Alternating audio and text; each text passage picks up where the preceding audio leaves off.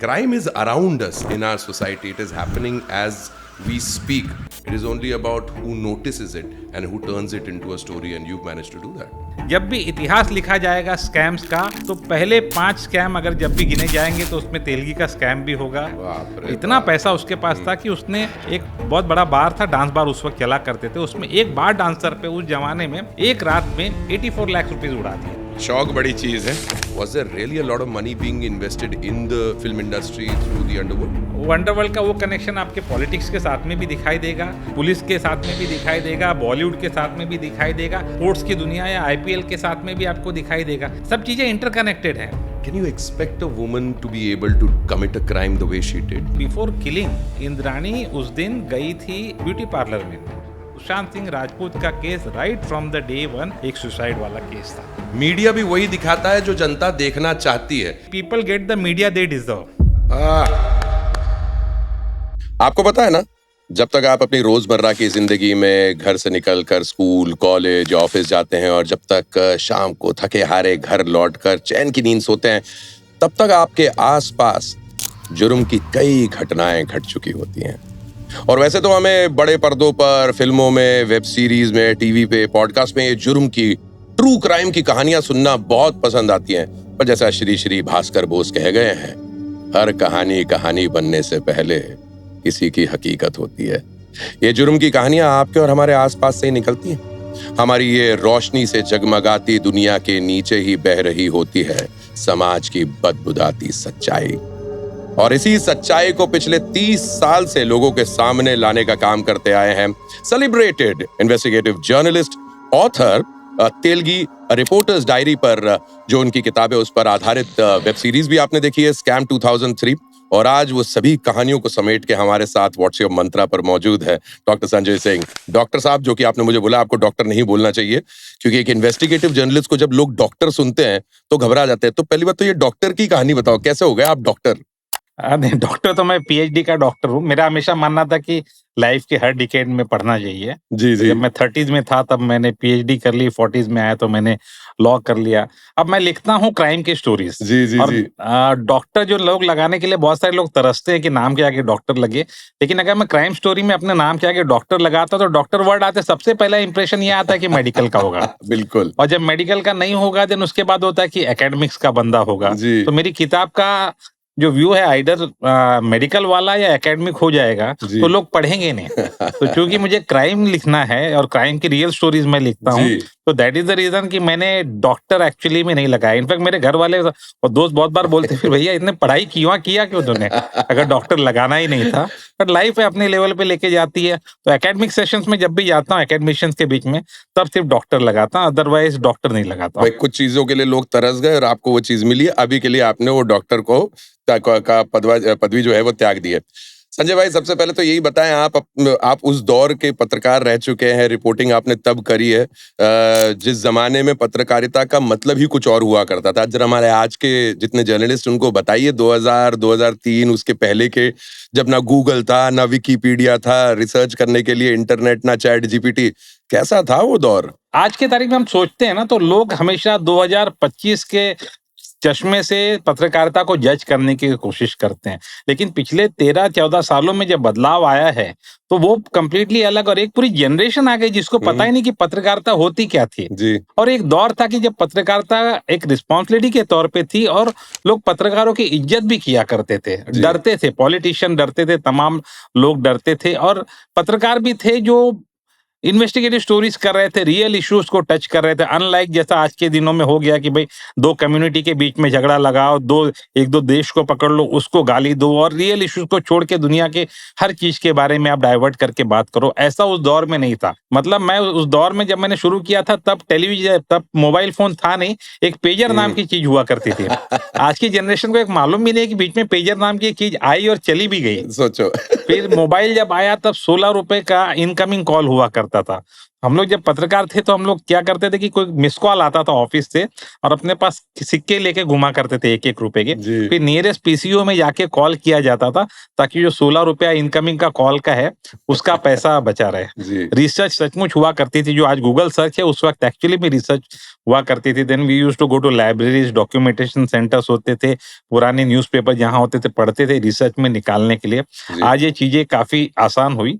But एक चीज और हुई कि आज के दौर में चीजें आसान तो हो गई है, टेक्नोलॉजिकली बहुत चीजें एक्सेसिबल हो गई है, लेकिन वो पत्रकारिता की जो आत्मा थी वो खो गई। जब टेक्नोलॉजी नहीं थी, लेकिन तब भी पत्रकारिता एक अलग और बहुत असरदार तरीके से हो रही थी, जो शायद आज के तारीख में मिसिंग है। और मुझे हुँ। बहुत बार ये लगता है कि मेन स्ट्रीम मीडिया के बजाय पॉडकास्टर्स हो या वेब सीरीज हो, इसमें मुझे एक्चुअली में ज्यादा पत्रकारिता नजर आती है कंपेयर टू जो मेन स्ट्रीम मीडिया वाले हैं। वेरी वेल सेड संजय भाई कि कई बार फिल्म मेकर ज्यादा रिसर्च कर लेते हैं जब वो किसी सब्जेक्ट के ऊपर फिल्म बना रहे होते हैं। और आजकल न्यूज में ब्रेकिंग नाउ की इतनी जल्दबाजी हो गई है कि आप उस चीज को वो चीज असलियत में हुई है या नहीं हुई वेरीफाई किए बगैर ही डाल देते हैं।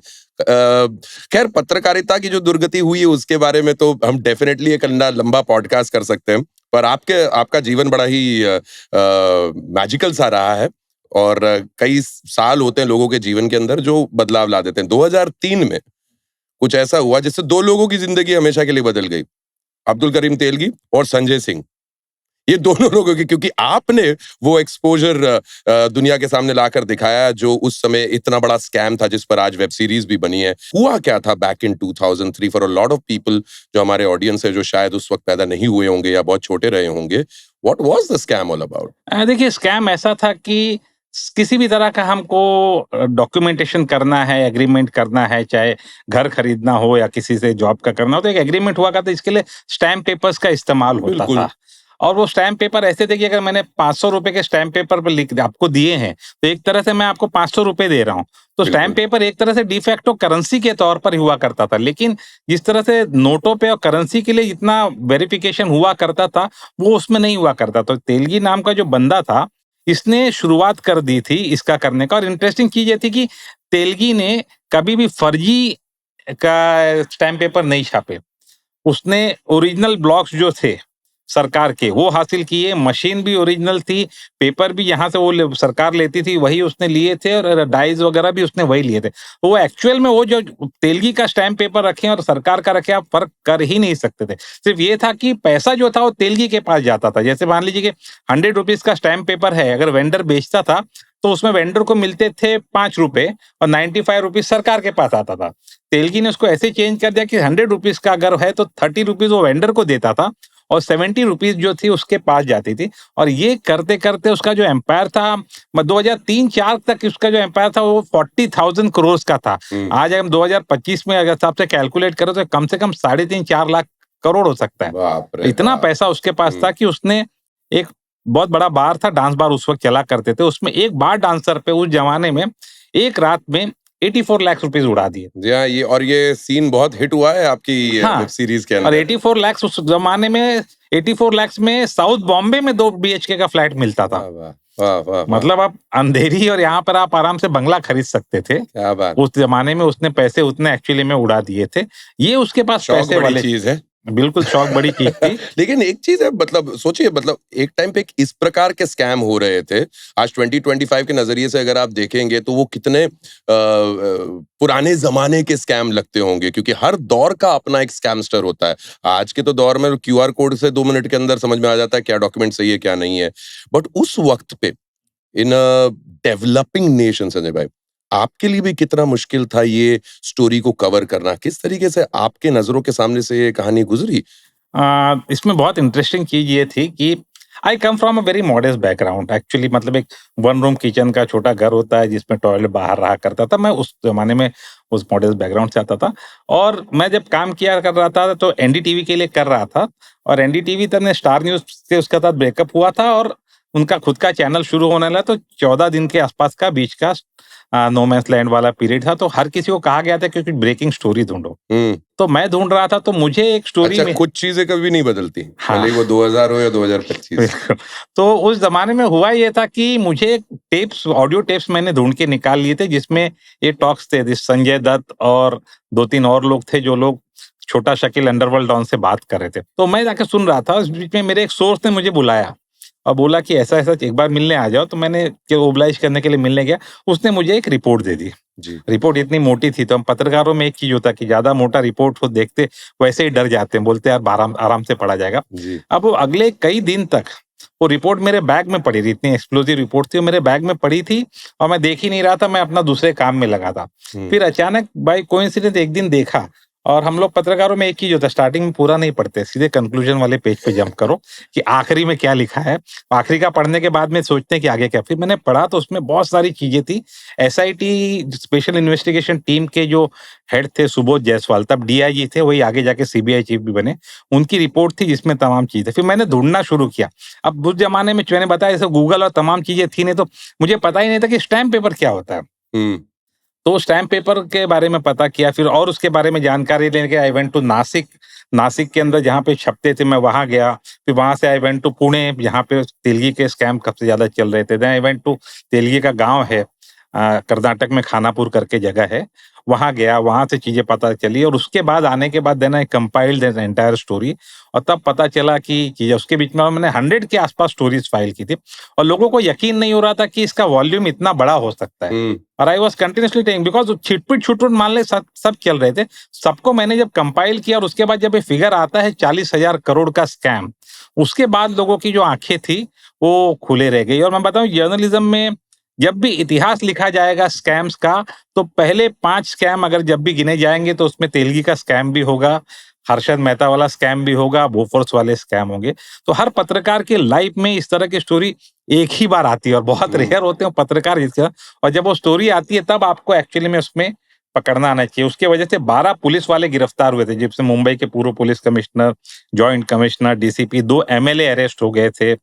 महाराष्ट्र के उप मुख्यमंत्री को इस्तीफा देना पड़ा था।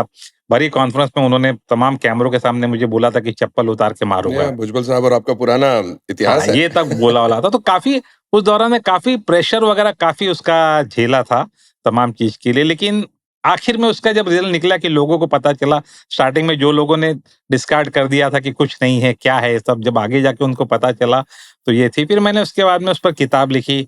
2003-4 के अंदर मैंने एक किताब भी लिखी थी, और उसी किताब थी जिसके ऊपर आगे जाके ये सीरीज बनी थी। और जिस अब्दुल करीम तेलगी पर आपने किताब लिखी, जिस पर आगे चल के सीरीज भी बनी, और जिसके एक्सपोजर ने शायद एक तरीके से उसका इतना बड़ा साम्राज्य गिराया, उससे खुद से मुलाकात हुई आपकी? तेलगी से 2 बार मेरी मुलाकात हुई थी, और दोनों बार में लगा कि मैं 2 अलग लोगों के साथ मिल रहा हूँ।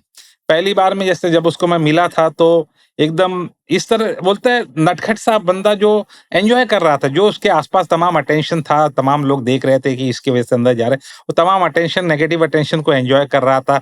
सीधे सीधे जवाब भी नहीं दे रहा था। ये एक ऐसा होता है ना कि चल आजा क्वेश्चन पूछ ले, देख लेंगे, जो पूछना है पूछ, मैं भी अपने आप में उस तरह का पूरा उसका मैं ये था। उसके बाद में मुझको 1 आध साल के बाद जब वापस मुलाकात हुई तो देन पूरी तरह से हारा हुआ, सरेंडर सा बंदा, जिसको पता है कि मेरी लाइफ में आगे कुछ नहीं होने वाला है, जल्दी मैं मर जाऊंगा वगैरह, उस तरह का 2 टाइप का था। बट अगेन दिमाग उसका जबरदस्त शार्प था, क्विक थिंकिंग, लगातार जवाब पे देना वगैरह। मुझे पता है मेरी बुक में मैंने उससे किया था, जो सवाल मैंने पूछे तो उसमें काफी अनपार्लियामेंट्री तरीके से मेरे क्वेश्चन थे, तो यहाँ पर तो बोल नहीं सकता, बट मुझे अनपार्लियामेंट्री लैंग्वेज का इस्तेमाल करना पड़ा ताकि उसको मैं क्वेश्चन पूछ के जो असली चीज है वो निकाल सकूं। ऐसा? हाँ, अच्छा, उसमें फायदा होता है, बिकॉज समझिए आप, मैं आपका इंटरव्यू कर रहा हूँ, आप तैयार बैठे हुए हैं और आपने सब सोच कर आए कि ये बंदा है, वो मुझसे सर्टन तरह के क्वेश्चन पूछेगा ही पूछेगा, आपके भी अपनी तैयारी है और सर्टन तरीके से बिहेव करेगा। लेकिन सडनली क्वेश्चन के बीच में मैं आपको एकदम वैसी जो गंदी गाली वाली लैंग्वेज के अंदर 1-2 सवाल पूछ लूं, तो हाँ, it would just open a mind. आप सडनली, आप कितने भी तैयार होकर आए होंगे, आपको सडनली लगेगा कि भाई इसने रूल ऑफ द गेम को चेंज कर दिया या तोड़ दिया वगैरह, देन यू टेकन बैक। ये तरीका रहता है हर पत्रकार का। इस लाइक कि डायनासोर को आप जब देखते हैं तो सामने आपको लगता है कि उसका मुंह आपको मुंह से अटैक करेगा, या हाथ को आप देख रहे होते हैं, सडनली उसकी पूंछ है वो पीछे तो घूम कर आके आपको हिट करती है। तो ये क्वेश्चन पूछने का एक हमेशा तरीका रहता है कि आप अनसेटल सामने वाले को कैसे कर लो। एक बार अनसेटल वो हो जाता, आपको पता चल जाता कि भाई ये इसके वल्नरेबल पॉइंट्स वगैरह हैं, चक्रव्यूह भेदने के लिए एक ही आपको होल चाहिए होता, आप उससे एक बार अंदर घुस गए, चीजें होता। तो उस तरीके का उसका था, बट कंप्लीट असल में उसका दिमाग बहुत जबरदस्त चलता था। मतलब मैं आपको कहूं कि अगर उसने यही सारे काम किसी और में अच्छे काम में लगाए होते तो कहाँ का कहाँ पहुंचता था। उसने अपने स्कैम में 2 वर्टिकल बनाए हुए थे, एक जहाँ पे प्रोडक्शन होता था और एक जहाँ पे सेल करते। सेल करने वाले में एमए किए हुए, बीकॉम किए हुए, एमबीए किए हुए लोगों को उसने नौकरी पे रखा था, जो जाके उसके स्टैम्प पेपर सेल करते थे। उनको कभी पता नहीं चला कि हम नकली बेच रहे हैं, मतलब दाहिने हाथ को पता नहीं कि नहीं बाएं बायां हाथ हाथ ने क्या क्या कर रहा किया। है वगैरह, और वाह। ऐसे करते करते उसने किया। तो ये बेसिकली उसके अंदर एक था। You start appreciating minds like this after one point of time, Sanjay भाई, जब आप इतने सारे लोगों के आसपास उठते बैठते हैं, suddenly you see जिस तरीके से आपने अभी कहा कि अगर वो सकारात्मक सोच रखता तो उसका क्या से क्या किया जा सकता था, but you can not ignore the sharpness of people like Abdul Karim Telgi. मैं तो और तारीफ करता, खाली उसके लाइफ में एक ही फ्लॉ रह गया था, वो ये था कि तेलगी जिसने दुनिया में हर किसी को ठगा, पुलिस वालों को साथ चीट किया, उनको फंसाया, पॉलिटिशियंस को फंसाया, लॉयर्स सबको उसने कभी पैसे फीस नहीं दी, ऐसे तमाम किया। वो आदमी अकेला बॉलीवुड में ठगा गया, और ये जो चीज है वो सीरीज में भी उन्होंने नहीं डाला था। क्या क्या क्या क्या बॉलीवुड ने उसको ठगा, बॉलीवुड ठग गया जिसको, जो पूरी दुनिया जिसने को सारी ठग रहा था। दुनिया को ठगा उसको बॉलीवुड ने क्या ठगा। कहानी थी ये? कहानी ये थी कि इसको फिल्मों का बहुत शौक था। अच्छा तो बहुत शौक था, तो यहाँ पर आया। उस जमाने में ओशीवरा ऐसा बना नहीं था, जी। और जैसे, लेकिन तब भी वो कैफे वगैरह थे जिसमें हर दूसरे टेबल पे सिटिंग चल रही होती, फिल्म बन रही होती है, और कोई भी फिल्म शोले से छोटी होती नहीं है, सब एजेंट घूमते रहते हैं इस इलाके में। तो उसको एक मिकी बिहारी नाम का एक आदमी मिला, हाँ, जो एजेंट जैसे यहाँ पे घूमते हैं। उसने उसको बोला कि फिल्म बनाओगे, इसको हीरोइंस का शौक था, हाँ। तो आप फिल्म बनाओ और ऐसा। तो उसने 2 फिल्में भी बनाई थी, एक का नाम याद नहीं रहा, शाली आदि घरवाली, और एक बेचैन, शायद ये 2 नाम शायद थे। इसने 2 फिल्में भी प्रोड्यूस की अपनी बेटी के नाम से, और वो दोनों फिल्में फ्लॉप हो गई। इसको पैसा अपने आप पता, पैसा पैसा प्रोडक्शन में लगा और बाद में लूट ले जाते। जब उसकी चीज वो भी नहीं चली तो फाइनली उसने एक फिल्म का डिस्ट्रीब्यूशन का भी काम लिया। बहुत बड़ी फिल्म थी, जिस देश में गंगा रहता है, महेश पांडेकर ने डायरेक्ट की थी, गोविंदा उसमें जो थे। Of course. उसका साउथ का उसने अपने जाके डिस्ट्रीब्यूशन लिया, उसमें भी उसको बहुत जबरदस्त लॉस हुआ। उसने उस जमाने में अराउंड 5.5 करोड़ से ज्यादा रुपए तब ऑलरेडी फूंक चुका था, जो आज की तारीख में मैं कैलकुलेट अगर करूं तो 25 से 30 करोड़ रुपए तो उसके यहाँ पे फूंक लिए गए। उसका सपना एक हुआ करता था कि अपना जो उसका होम टाउन है, छोटा सा शहर, वहां पे अपना मेरा सिनेमा हॉल हो, जिसमें मैं बैठ के फिल्म, उसका सिनेमा हॉल भी उसने खरीदा था, और जिसमें बैठ के फिल्म वगैरह देखूं। बट यहाँ पे उसको अलग अलग लोगों ने इतने ज्यादा चीट किया कि उसका फाइनली ना दिल भर गया। Then he started going to the dance बार।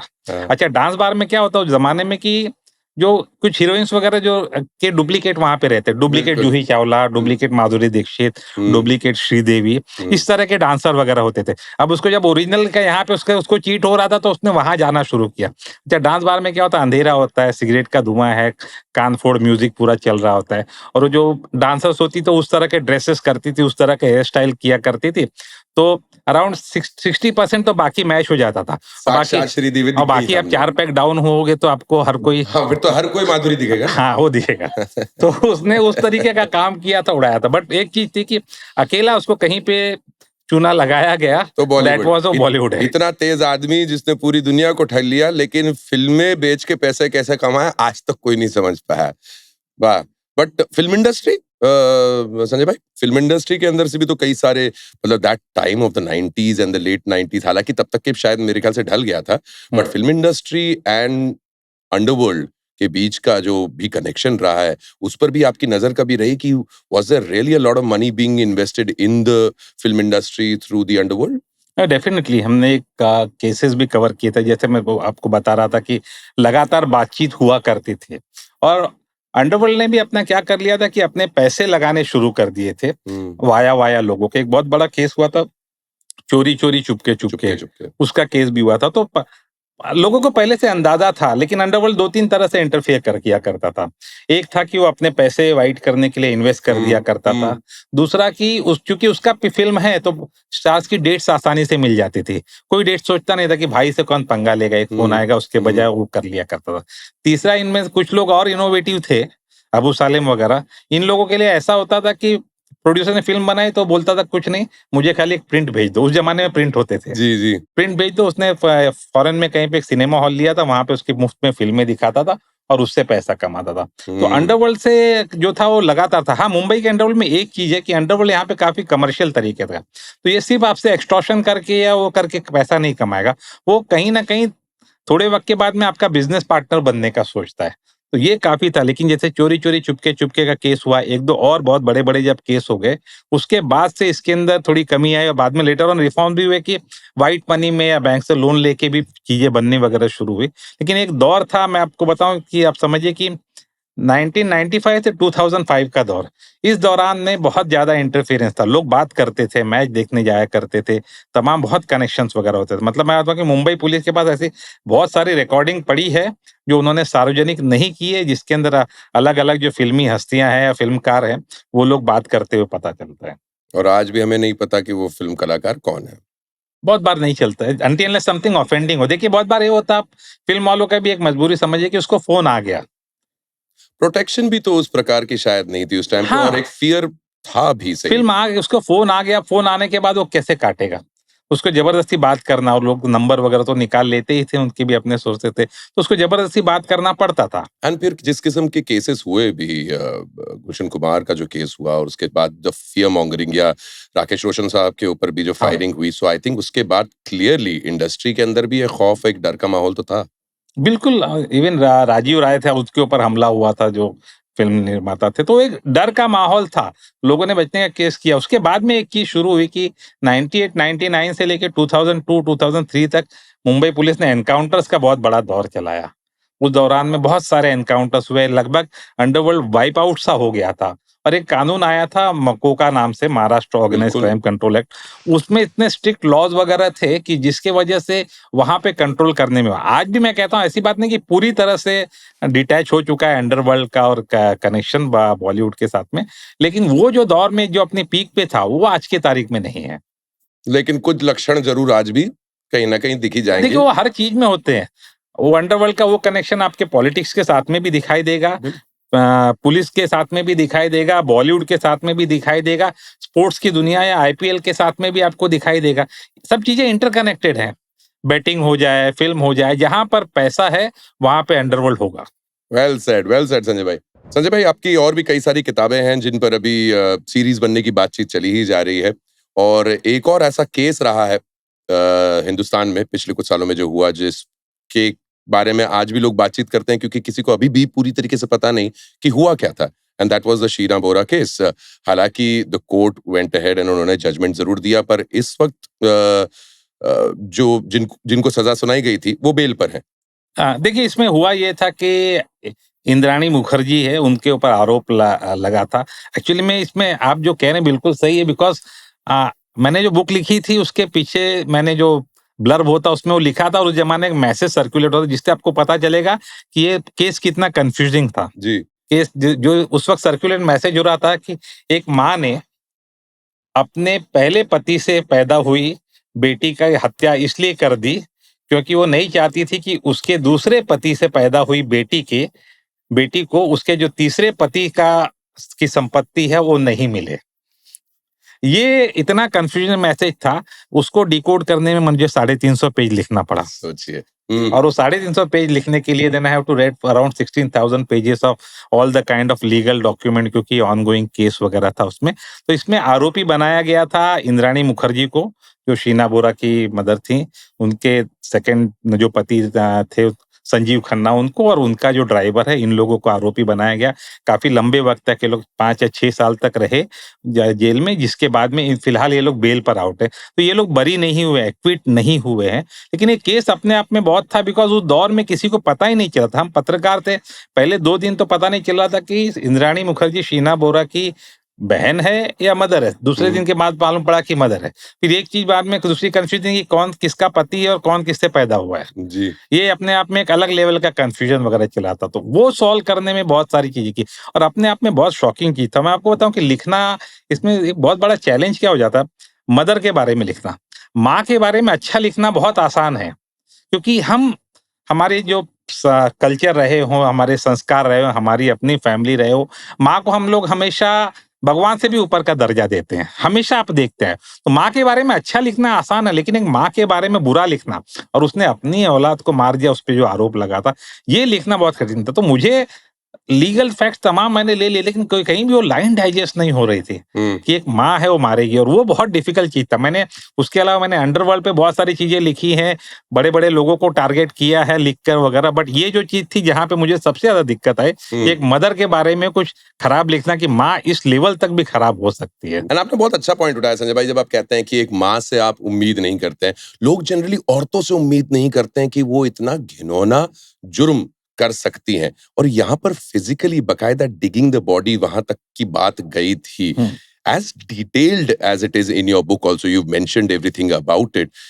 वो उस रात को अगर आप एक बार रीलिव करते हैं, उस चीज को देखते हैं, can you expect a woman to be able to commit a crime the way she did? देखिए, उस रात को जो हुआ था, मैंने अपनी बुक में भी लिखा है, पुलिस की चार्जशीट में भी है, कि बांद्रा वेस्ट के अंदर उसको पहले पिकअप करती है, और उसके बाद में गाड़ी में उसको नशे की दवाई पिलाकर बेहोश किया जाता है, फिर उसे मार देते हैं।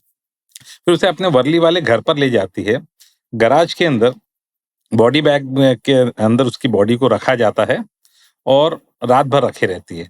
और उसके पहले एक चीज और हुई थी कि बिफोर किलिंग, इंद्राणी उस दिन गई थी ब्यूटी पार्लर में।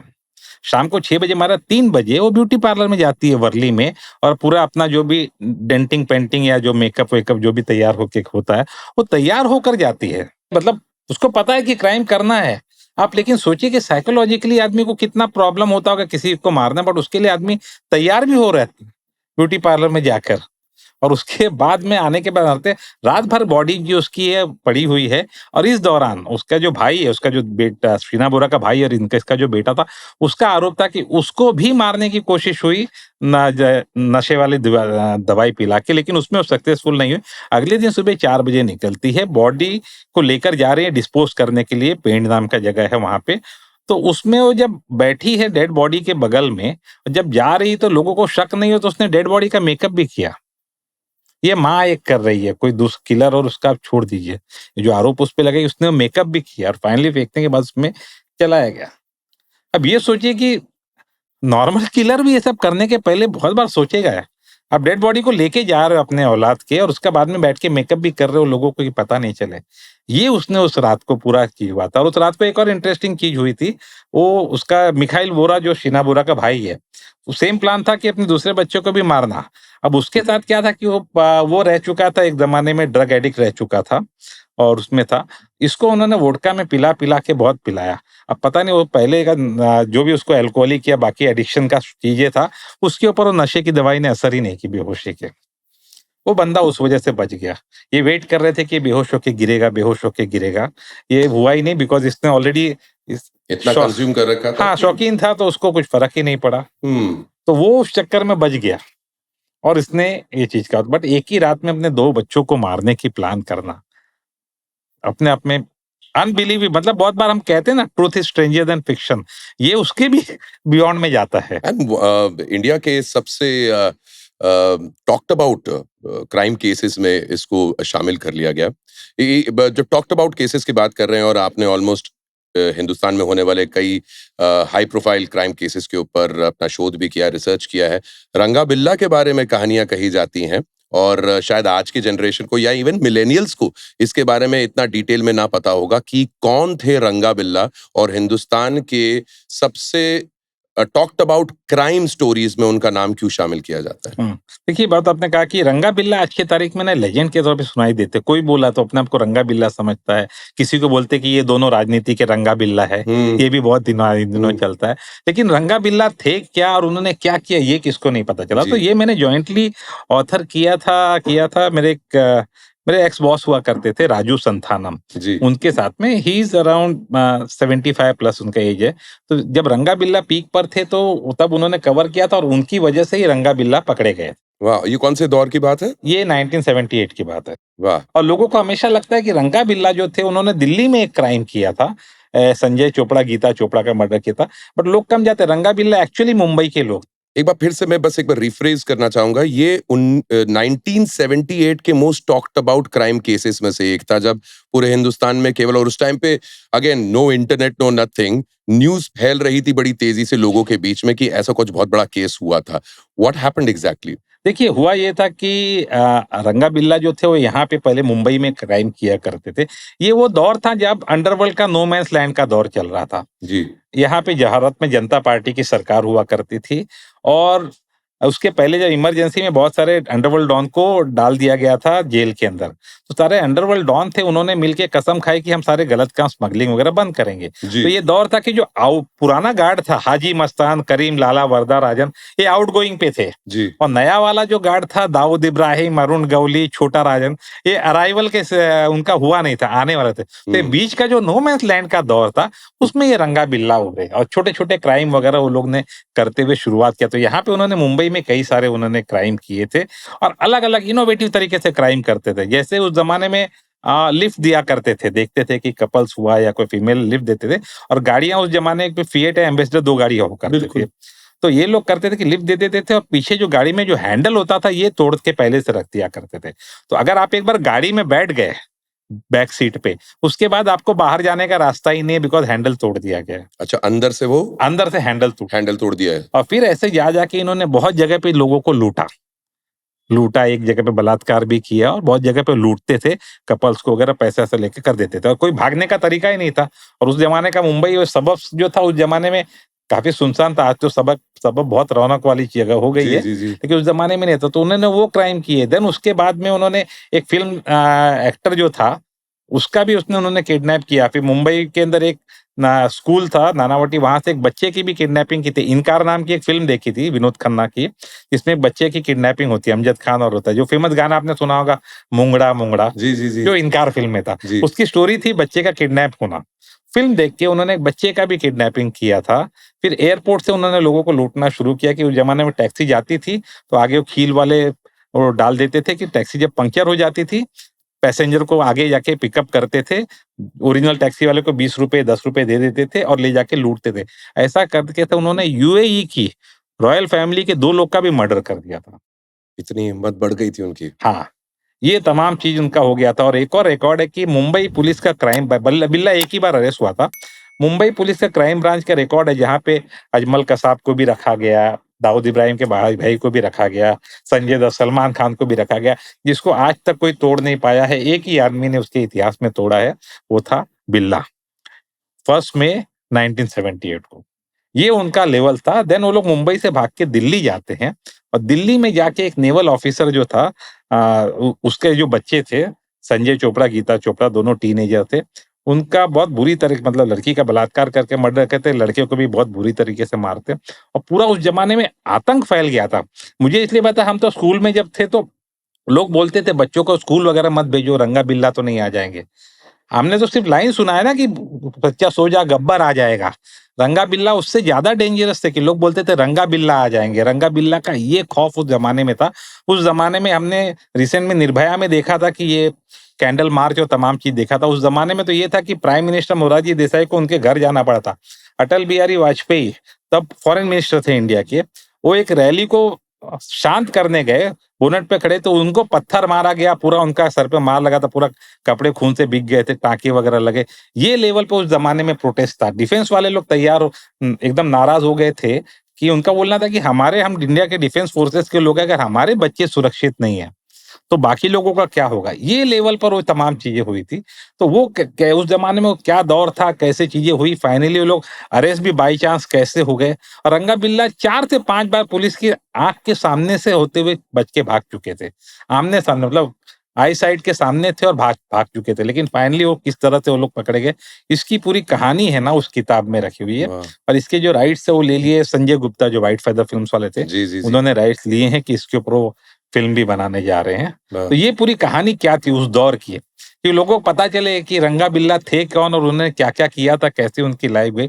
ये पूरी चीज उस किताब के अंदर है। और कितनी आयरॉनिक बात है ना संजय भाई, आपने जैसे कहा कि रंगा बिल्ला ने एक फिल्म देखी और फिल्म देखकर वो इंस्पायर हुए और उन्होंने उस बच्चे को किडनैप किया।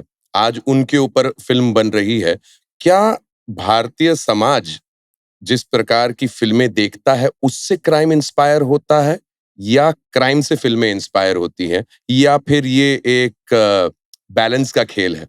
नहीं देखिए, चक्रवाह चलने वाला चीज है कि बहुत बार फ़िल्में बनती है जिसको देख के भी लोग क्राइम करने के लिए इंस्पायर होते हैं, और बहुत बार क्राइम जो होता है उसके ऊपर तो फ़िल्म बनती है, मैं खुद ही लिख रहा हूँ जी, वगैरह। जी, बिल्कुल। बट मैंने एक देखा कि रियल लाइफ़ के जो इंसिडेंट्स है क्राइम के हैं ना, वो स्ट्रेंजर देन फिक्शन बॉलीवुड बहुत, या कोई भी क्रिएटिव बंदा सोच नहीं सकता है जो रियल लाइफ़ के क्राइम में इस तरीके से चीज़ें होती है। और ये देयर आर लेस इंसिडेंट कि जहाँ पे फ़िल्मों में जो चीज़ हुई है, वो होता है। मुझे एक एग्ज़ाम्पल याद आता है, there was a movie called Satya.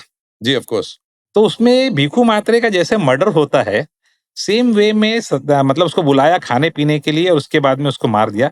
Same way में रियल लाइफ में अंडरवर्ल्ड के अंदर उस दौरान में 7 दिन में 3 मर्डर वैसे हो गए कि राइवल को बुलाया, बोला खाते-पीते हैं, आपस में बात कर लेते हैं, खाने के दौरान सेम वे में मारा। तो ऐसे हुए, बट इस तरह के इंसिडेंट कम हुए जिसमें फ़िल्में देख के लोगों ने किया है। रियल लाइफ के अंदर तो आप सोचेंगे नहीं, उस लेवल पे लोगों ने ऐसे-ऐसे क्राइम कर दिए कि हम भी सोच नहीं पाते। मतलब पहले नज़र में आपको बिलीव नहीं होगा कि सचमुच ऐसा हुआ होगा। जी, और उस पर फ़िल्में बनाना तो मतलब जो सोच ले वो सोच ले, लेकिन करना मुश्किल। लेकिन एक चीज़ तो है संजय भाई, मानना तो पड़ेगा कि हमारी फ़िल्मों का असर समाज पर होता ज़रूर है। भले ही वो क्राइम से जुड़े हों, रिश्ते-नातों से जुड़े हों। सो हम दोनों सेम इंडस्ट्री से हैं। आप लिख रहे हैं कहानियाँ फ़िल्मों के लिए, हम फ़िल्मों में काम कर रहे हैं। पर है इस फ़िल्मों का असर समाज के ऊपर, और ये चीज़ हमें जितनी जल्दी समझ में आ जाए उतना बेहतर है। बिल्कुल, मैं देखिए कला, आप फ़िल्म के बजाय उसको कला शब्द का भी इस्तेमाल कर सकते हैं कि हर तरह की कला का असर रहा है। जी। चाहे फ़िल्मों की बात हो, चाहे हम डांस की बात करें, जी, जी, जी। चाहे राइटिंग की बात करें, ये तमाम चीज़ों का रियल लाइफ़ के ऊपर तो असर पड़ता है। जी। फ़िल्म बहुत ही स्ट्रॉन्ग माध्यम है या और बहुत ईज़िली और बहुत आसान तरीके से लोगों तक समझती है। जैसे किताब पढ़ने के दौरान आपको बहुत सारा पर दिमाग लगाना पड़ता है। और हम पर we love our villains, we love our villains. हम हमारी फ़िल्म इंडस्ट्री के अंदर जितने भी आपकी फ़िल्में हो, भले ही वो तेलगी हो, भले ही वो उससे पहले हर्षद मेहता की स्कैम हो जिसमें प्रतीक ने काम किया, या गब्बर सिंह हो, हमारे यहाँ के विलेन्स को इतना ग्लोरीफाई करके दिखाया जाता है। जितने भी गैंगस्टर्स हों, दाऊद इब्राहिम हो, छोटा शकील हो, या जिनके ऊपर भी फ़िल्में बनेंगी, they will be the heroes. Anybody looking at these films would inspire or aspire to be like them. And there is a clear-cut way that internally everybody wants to be a gangster or a villain, because they look at these villains and look at them as their heroes. देखिए, एक ही इंसान में देव और दानव दोनों होते हैं। जी। Film वाले बहुत बार इंटरप्रेट कैसे करते हैं उसके ऊपर, और उसके लिए अलग-अलग दौर में अलग-अलग शब्द निकाले हैं। दीवार के लिए कुछ और निकाला था, अब जो स्कैम सीरीज़ आने के बाद उन्होंने नया वर्ड निकाला कि हम उसका ह्यूमनाइज़ेशन कर रहे हैं। अब ह्यूमनाइज़ेशन के नाम पे आप उसके गलत काम को सही नहीं करते थे। तेलगी ने मर्डर किया था। जी, तेलगी ने तमाम गलत काम किए थे, और अगर आप मेरी किताब पढ़ेंगे, जी, जी, जी, किताब में तेलगी इज़ कंप्लीटली विलेन। जी, उसके साथ में किसी भी तरह का मतलब कंसेशन, सहानुभूति और कुछ चीज़ नहीं दिया था। लेकिन सेम चीज़ किताब पे जब सीरीज़ बनती है, तो उसमें तेलगी का ह्यूमनाइज़ेशन किया गया था, और और बहुत बार ह्यूमनाइजेशन, आप उसके सिम्पैथी कर देते हो, या उसका जो राइज़ हुआ है उसके लिए आदमी ग्लोरीफाई होके देता वो तो है। अरे आदमी, ह्यूमनाइजेशन बड़ा सुंदर शब्द है किसी के पाप को धोने का, बड़ा हाँ, सुंदर तो तरीका है। मुझे कोई मिला, मैंने उसको कहा, बोला तेलगी कहाँ से कहाँ तक पहुँचा? मैं बोला यार वो गरीब से पहुँचा, मैं खुद म्युनिसिपल स्कूल में पढ़ा हूँ, मैंने भी उतने स्ट्रगल किए हैं और उस चीज़ के लिए था। उसने गलत रास्ता लेके निकला और उसके बाद में वो इतना बड़ा एम्पायर क्रिएट किया, तो उसका कोई मतलब नहीं, आपकी जो बुनियाद है वही बहुत बड़ी गलत है। हुँ, आप सही काम करके भी बहुत सारी चीज़ कर सकते हैं। उसे नौकरी मिली थी गल्फ में। हुँ, सऊदी अरबिया नौकरी करने गया था, फिर उसको था ही नहीं अंदर कि मुझे नौकरी नहीं करना, मुझे जाके कुछ अलग ही काम करना है। फिर आके उसने यहाँ पे ये सब तमाम कांड वगैरह किया, और उसमें बहुत इंटरेस्टिंग थी कि वो कर रहा था छोटे-मोटे काम। हुँ, फिर किसी मामले में पकड़ा गया, जेल में गया। हुँ। जेल में एक दूसरा कैदी था, राम रतन सोनी, जो उस तिलकी का गुरु था। जी, जी, जी। उसने उसको बोला कि क्यों ये हज़ारों-हज़ारों का छोटे-मोटे काम कर रहा है, लाखों में खेल, और हुँ, उसने उसको आइडिया दिया। तो हुँ। By the time Telgi is out of jail, छोटा क्राइम के लिए, उसके दिमाग में पूरा ब्लूप्रिंट तैयार था कि मुझे क्राइम है वो किस तरीके से करना, और वो तमाम चीज़ें किया। जी, बिल्कुल। नहीं, नहीं, बिल्कुल सही। नहीं, वो कहते हैं ना, वही जो हम कह रहे हैं शुरू से, हर कहानी, कहानी बनने से पहले किसी की हकीकत होती है। अब कहानी के आप एंटागनिस्ट के पीछे अच्छा सा टन टन टननन टन टन टननन म्यूज़िक लगाएँ, and suddenly the man who might have caused so many loss of lives and so much of नुकसान जो पूरे देश को हुआ था, but now he is a hero. Sanjay भाई, इंडिया के ये most talked about crime stories की या ट्रू क्राइम स्टोरीज की या ऐसी इन्वेस्टिगेशंस की हमने बात करी है जिसमें केसेस सॉल्व हुए भी हैं, नहीं भी हुए हैं, लोग आज भी डाउट में हैं। उन्हीं में ऑफ कोर्स आरुषि हत्याकांड के बारे में इतनी बातें होती हैं, सुशांत सिंह राजपूत के केस के बारे में इतनी बातचीत होती है। कई सारे केसेस के अंदर होता है कि जिनके ऊपर इल्जाम लगता है वो जिस किस्म की पब्लिक स्क्रूटनी से गुजरते हैं, पब्लिक खुद ही अपना जजमेंट दे देती है और फिर पब्लिक अपने तरफ से सजा भी सुना देती है। फिर उसके बाद अगर वो केस सॉल्व होता है और उस बंदे को, वो इंसान बरी हो जाता है, तो उसका जस्टिस कहाँ? फॉर एग्जाम्पल सुशांत सिंह राजपूत के केस में अभी भी रिया चक्रवर्ती को लेकर जो बातचीत चलती है, she is actually been given a clean chit, isn't it? But is it a unsolved case for you? No, it's not unsolved case. Sushant Singh Rajput का केस एक क्लासिक एग्जाम्पल है कि हमारा मीडिया, हमारा समाज चीजों को किस तरह से गलत तरह से ट्विस्ट कर देता है और बाद में उसी को भी लगता है कि उससे खुद ये सच है। बहुत बार आपने कुत्ते को देखा होगा, कुत्ता हड्डी लेके जब जाता है ना मुंह में, और उसको स्वाद होता है, उस हड्डी में स्वाद नहीं होता। जब उस हड्डी उसके अंदर जो तालू होती है ना, वहां पे कहीं ना कहीं एक इंजरी करती है, उससे अपना खून निकलता है और उसको खून का स्वाद आ रहा होता है उस कुत्ते को। लेकिन कुत्ता ये सोचता है कि नहीं, मुझे हड्डी का स्वाद आ रहा है, उस हड्डी में स्वाद नहीं होता है। ये एग्जैक्टली हाल हुआ है सुशांत सिंह राजपूत का case. Right from the day one एक सुसाइड वाला केस था, लेकिन इस देश के पास उस वक्त एजेंडा नहीं था। दूसरा, कोविड का दौर चल रहा था, कोई चीजें से आपको डिस्ट्रैक्ट और डाइवर्ट करना था, और खासकर हमारा मीडिया, जिसको कहीं से नहीं चाहिए था कि कोविड जैसी महामारी की जिम्मेदारी के उठाने के लिए किसी को भी ब्लेम किया जाए, जो उसके शायद ऊपर से गया, तो उसे एक चाहिए था। सुशांत सिंह राजपूत वाला केस मिल गया। बताइए, उसके केस में मुंबई पुलिस पे पहले तो उठाया गया, सीबीआई ने इसको क्लीन चिट दी, उसके बाद में ईडी कूदा, ईडी को भी कुछ नहीं मिला। फाइनली उन्होंने नारकोटिक्स कंट्रोल ब्यूरो को लाया और उसके पास से मिले। अब वो 5 ग्राम 8 ग्राम ड्रग्स मिलते हैं। आप इतने साल से बॉलीवुड के अंदर है, हर कोई जानता है बॉलीवुड में जो ड्रग्स कंजम्पशन है ये ओपन सीक्रेट है। अब उसका डायरेक्टली मर्डर से आप करके आपने एक लड़की है उसको इस तरह से किया, और आपने देखा होगा कितने खतरनाक तरीके से वो जा रही है और सौ सौ मीडिया वाले उस पर टूट पड़े, और ये कोविड का पीक का दौर है, और जिस तरह से उसकी स्क्रूटनी हुई और तमाम चीजें हुई, एंड ऑफ द ईयर में क्या हुआ। और आपको एक और बता दो, चूंकि अभी बिहार का चुनाव आया हुआ है, उस दौर में एक बिहार का चुनाव था। सुशांत सिंह राजपूत को बिहार चुनाव के अंदर एंगल और उसके साथ में जस्टिस होगा वगैरह तब कहा गया। बिहार चुनाव खत्म होता है और तमाम चीजें अपने आप पूरी की पूरी शांत हो जाती है, जो पूरा डाइवर्ट वगैरह मैटर वगैरह हो गया था। ये सुशांत सिंह का केस था, जो भारत की मीडिया ने और जनता को भी शायद उस दौर में कुछ चाहिए था। शायद वो उसने उस चीज को अडॉप्ट भी कर लिया, और हर कोई अलग अलग कॉन्स्पिरेसी थीरीज पे करे, हर कोई नहीं होता। आपको पता है 2-2 बार उसका पोस्टमार्टम हुआ, मुंबई में भी हुआ, एम्स ने भी किया, दोनों जगह पे कहीं उसने उनको फाउल प्ले नहीं हुआ। उसके मरने में किसी तरह का कोई फाउल प्ले नहीं था, लेकिन 4 से 6 महीना इस देश को राइड पे लिया गया व्यूअर को लेके। और यहाँ खास तक ये क्या है कि हमारा जो व्यूअर है ना, वो भी उस लेवल पर सोचता नहीं। स्ट्रेंज वजह से लोगों ने रिसेंट सालों के अंदर रैशनलाइज होके सोचना छोड़ दिया है। और मैं बहुत बार, अब इसमें ये चीज है कि people get the media they deserve. ये जैसे अब होता है कि government, people get the government they deserve, उसी हालत पे people get the media they deserve.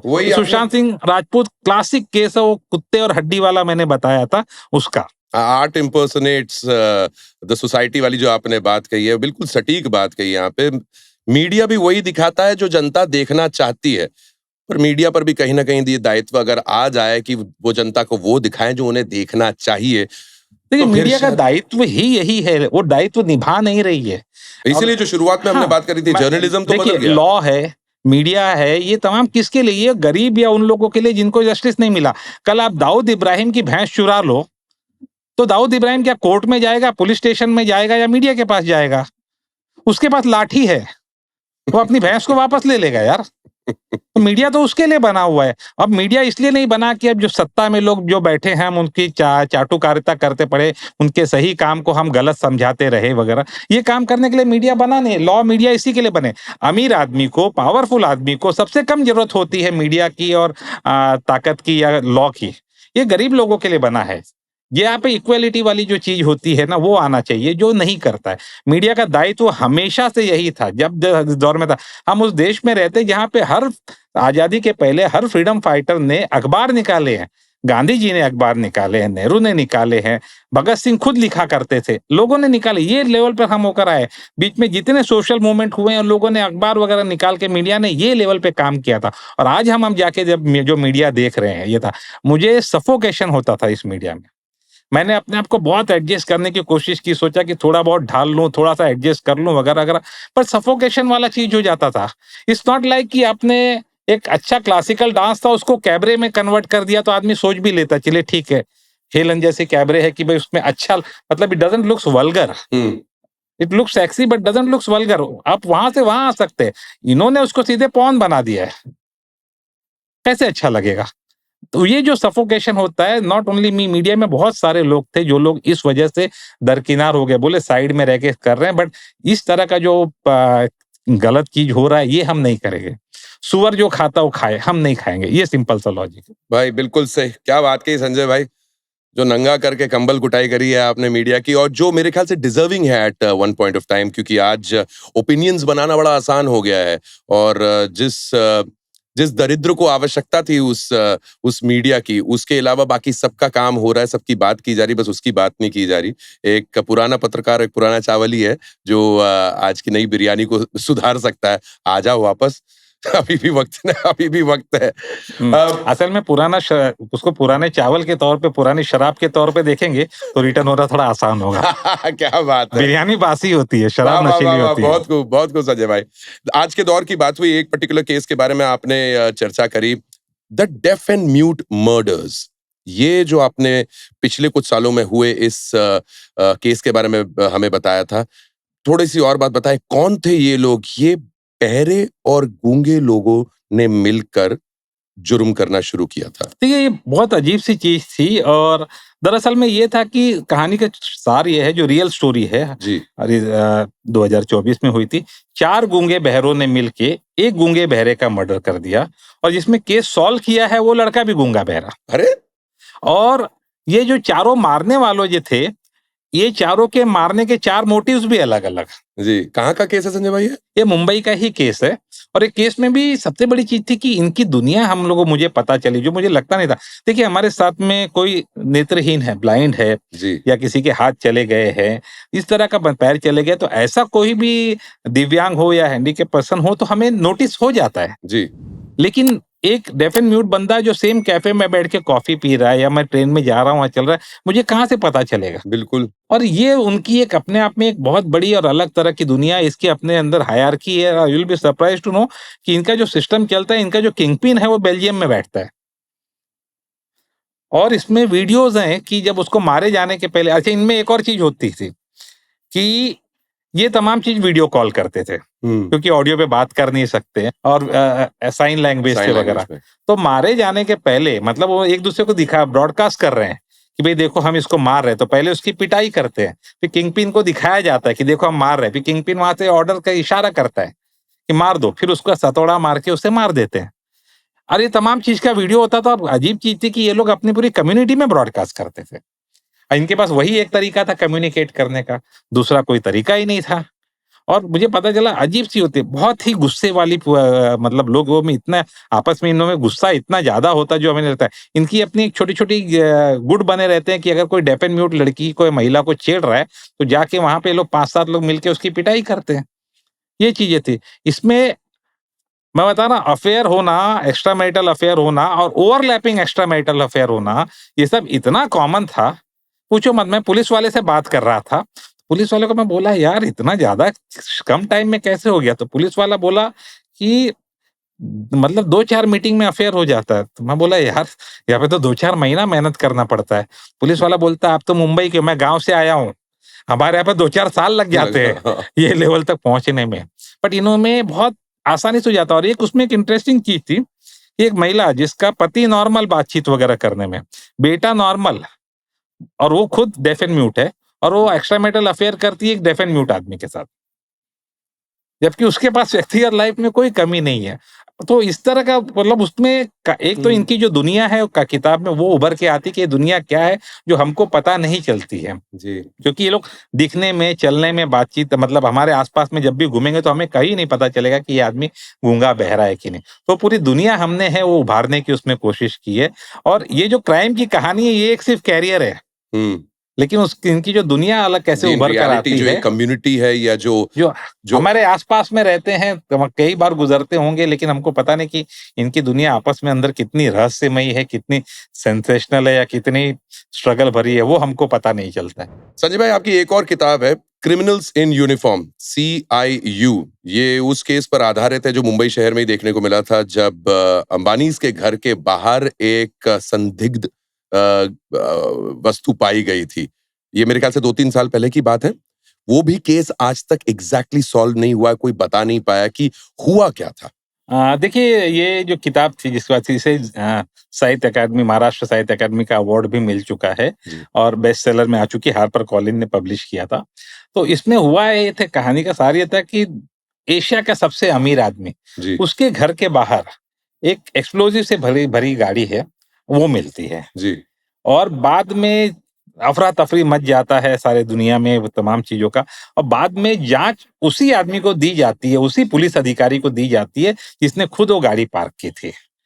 और उसकी यूनिट का नाम था CIU, जी क्राइम इंटेलिजेंस यूनिट। तो उसको ही मैंने चेंज करके किया कि जी कि CIU का मतलब क्रिमिनल्स इन यूनिफॉर्म। और वो उसने खुद प्लांट किया हुआ था एक्सप्लोजिव वगैरह रख के। और उसके बाद में उसका जो सबसे खास दोस्त था, जब दूसरे लोगों ने इन्वेस्टिगेशन करना शुरू किया, इसको खुद इन्वेस्टिगेशन मिल गया था। जी जी लेकिन ATS नाम की संस्था थी, उसने पैरेलल जब इन्वेस्टिगेशन किया तो उनको लगा कि एक बंदा मिसिंग बंदा था, उसको उन्होंने ढूँढना शुरू किया। तो वो बंदा मनसुख हिरेन नाम से, तो वो उनका खास दोस्त हुआ करता था। तो उसने चूँकि एकमात्र कड़ी थी तो अपने खास दोस्त को भी मार दिया। हम्म समझे? वो तो उसने उसको भी मार दिया। और ये पूरी कहानी की एक पुलिस वालों ने ही किस तरीके से एंटायर चीज़ों को कॉन्स्पिरेसी करके किया था कि अ, एक्सप्लोजिव फायर किया जाए, उसके बाद पैसे उगाए जाए, और ये उसके ऊपर पूरी कहानी थी। और एक्चुअल आज तक जो मिस्ट्री नहीं की है ना, वो मिस्ट्री इसका सॉल्व होती है। जो किताब है CIU के आखिरी 3 पेजेस में, उसके पहले का पूरा किया हुआ। और ये किताब लिखने के पीछे कहानी बहुत इंटरेस्टिंग थी। ये किताब हमने 80% किताब कांदिवली रेलवे स्टेशन पे लिखी थी। अरे वाह। ये दौर था कोविड का, हम्म 2021 में। तो ये स्टारबक्स या रेस्टोरेंट, बाकी कैफे-वैफे सारे बंद हुआ करते थे। पूरा तरह से लॉकडाउन था। तो अब लिखना है तो लिखे कैसे? तो मैं जी और मेरा को-ऑथर था राकेश त्रिवेदी। हम लोग कांदिवली रेलवे स्टेशन में मिलते थे। एक स्टेशन के उजाड़ प्लेटफ़ॉर्म में 4 थर्मस लाते थे। हम्म 2 वो में, उस दौरान आपको याद होगा काढ़ा का दौर था। जी जी तो बिल्कुल। एक में काढ़ा होता था, एक में गर्म पानी, एक में लेमन टी, एक में जी कॉफ़ी हुआ करती थी। जी और वैसे करके हम लोग अप्रैल और मई की गर्मी में स्टेशन पे बैठ के हमने ना पूरी वो किताब लिखते थे, रोज़ 8-8 घंटा, 10 घंटा। जी अब पुलिस रोकती नहीं थी, बिकॉज़ गले में हम प्रेस का पट्टा हम पहने ही बिल्कुल। रहते थे। तो वैसे हमने पूरी किताब 80% किताब वहाँ लिखी। और उसके बाद में जून शुरू हुआ तो बरसात शुरू हुई, और जी तब तक थोड़ा-सा चीज़ें खुलनी शुरू हो गई थी। हम बोले बरसात में कहाँ लिखें? जी हम लोग देखे तो एक गली थी यहाँ पे, हमेशा कोविड के इसके दौरान में भी कपल्स आते-जाते दिखते थे। तो मैं बोला यार साला ये क्या जगह है? थोड़ा आगे गए तो वहाँ पे एक होटल था कांदिवली वेस्ट में, जी जिसको हम चद्दर बदलू होटल कहते हैं स्लैंग में, जिसे आप आवरली होटल समझ। जी जी तो वो था आप वहां बैठ के लिखे फिर। हाँ, बचे हुए 20 का। तो हम लोग गए वापस, बोला च सब बारिश में कहाँ लिखेंगे, गए। तो ऐसे आगे देखे तो हमारे आगे मैं और राकेश थे, जी आगे हमारे 2 कपल खड़े हैं। जी अब वो वहाँ पे रजिस्टर पे लिख रहे हैं। उस मैनेजर जो साला लिख रहा है ना, वो कपल्स को देख नहीं रहा है, ये हम 2 लोग को देख रहा है। ये दोनों यहाँ क्या हाँ, करने आए। दोनों यहाँ पर क्या करने आए। फिर नंबर उसका आया, पहला गया, दूसरा गया, तीसरा गया। तो वह देख रहा है। अब वो बोल नहीं रहा है, लेकिन हमको समझ रहा है कि उसके यहाँ पे लिखा हुआ है कि ये दिमाग में क्या सोच रहा क्या है। बोला चल रहा क्या है करने इसके। आए हो?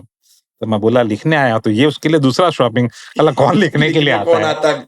तो बोला कमरा चाहिए कितना? मैं बोला दे दे 4 घंटे के लिए, बाकी बढ़ाते रहना। हाँ और बढ़ाते रहना, बियर बेचते रहना। तो हाँ सोच नहीं रहा, बोला पक्का लिखने के लिए आए हैं?